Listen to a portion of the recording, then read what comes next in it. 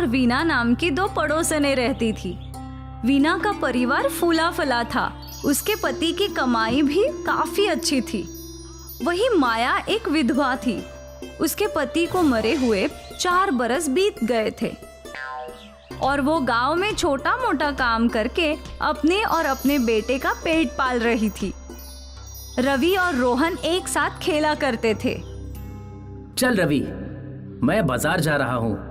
आज मेरी मम्मी मुझे आइसक्रीम खिलाएंगी। सच में? हाँ, अब मैं जाता हूँ, वरना मम्मी डांटेगी।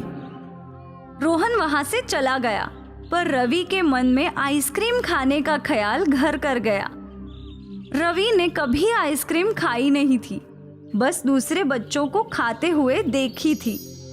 खैर, रवि मायूस होकर अपने घर लौटा। क्या हुआ? तेरा मुंह क्यों लटका हुआ है? माँ, मुझे भी आइसक्रीम खानी है। राहुल की मम्मी उसे आइसक्रीम खिलाने बाजार ले गई है। बेटा, तू तो समझदार है ना? हाँ, मैं जानता हूँ माँ कि हमारे पास आइसक्रीम खरीदने के पैसे नहीं हैं। कोई बात नहीं, छोड़िए। आज आपने खाने में क्या बनाया है? तेरी पसंदीदा दाल चावल। तू खा ले, मैं काम पर जाकर आती हूँ। ठीक है माँ। माया का ध्यान रवि के उतरे हुए चेहरे पे था।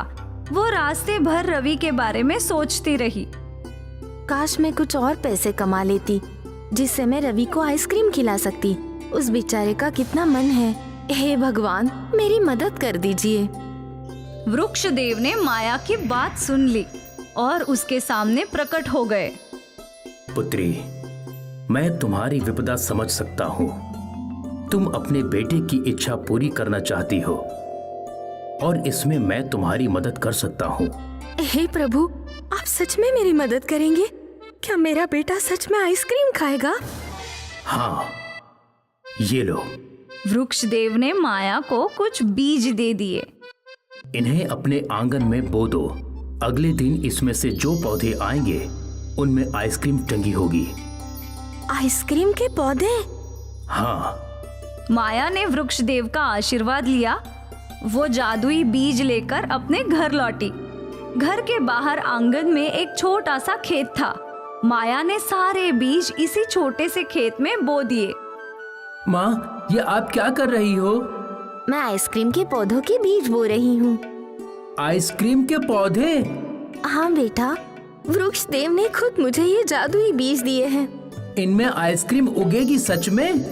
हाँ। वाह, फिर तो हम आइसक्रीम खा भी सकते हैं और बेच भी सकते हैं। इस बारे में तो मैंने सोचा ही नहीं।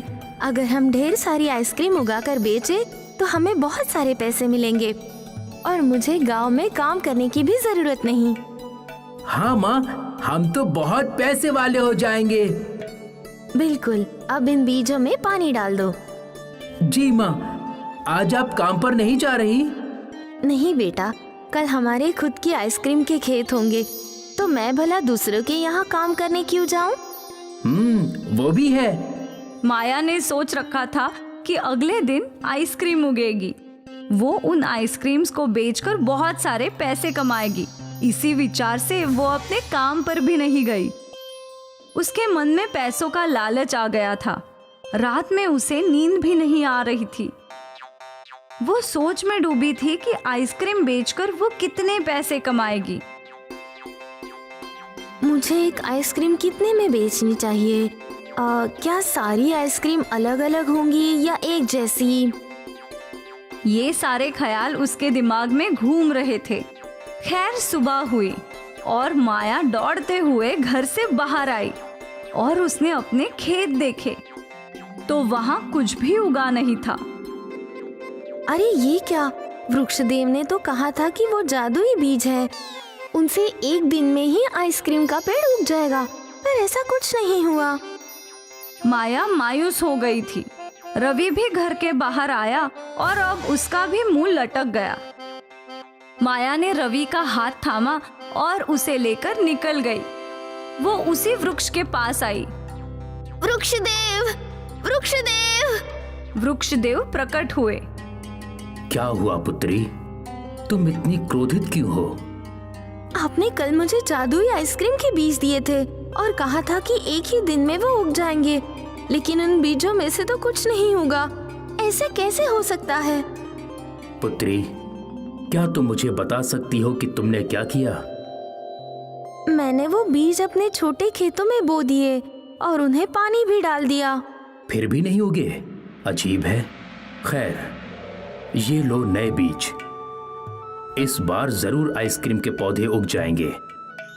माया ने वो नई जादुई बीजें ली और वापस घर की ओर चल पड़ी। एक बार फिर उसने अपने आंगन में वो बीज बो दिए और उन पर पानी डाला और इंतजार करने लगी। अगली सुबह भी वहां कोई पौधा नहीं था। ये देखकर माया क्रोधित हो गई और गुस्से में वृक्ष देवता के पेड़ की ओर चली गई और पहुंचते ही रोने और चिल्लाने लगी। वृक्षदेव, आप मेरी गरीबी का ऐसा मजाक उड़ाएंगे ऐसा सोचा नहीं था। पुत्री, मैंने तुम्हारे साथ कोई मजाक नहीं किया। मैंने तुम्हारी मदद करने के लिए तुम्हें वो जादुई बीज दिए थे, क्योंकि तुम अपने बेटे को आइसक्रीम खिलाना चाहती थी। आपकी दी हुई बीज बोकर मैंने कितने सारे सपने देखे थे कि उन पर आइसक्रीम के पौधे उगेंगे। आइसक्रीम बेचकर मैं पैसे कमाऊंगी और अमीर बन जाऊंगी। मुझे लोगों के घर में काम करने की भी जरूरत नहीं पड़ेगी। यही तुमसे गलती हुई है पुत्री। क्या मतलब? मतलब ये कि मैंने तुम्हें वो बीज तुम्हारे बेटे की इच्छा पूरी करने के लिए दिए थे, पर तुम्हारे मन में लालच पनप गया। तुम आइसक्रीम बेचकर पैसे कमाने के लिए सोचने लगी। वो जादुई बीज इसीलिए नहीं उगे क्योंकि तुम्हारे विचार बदल गए। अगर तुम उसे अपने बेटे की इच्छा के लिए उगाती तो आज उनमें आइसक्रीम जरूर होती। माया को अपनी गलती समझ आ गई।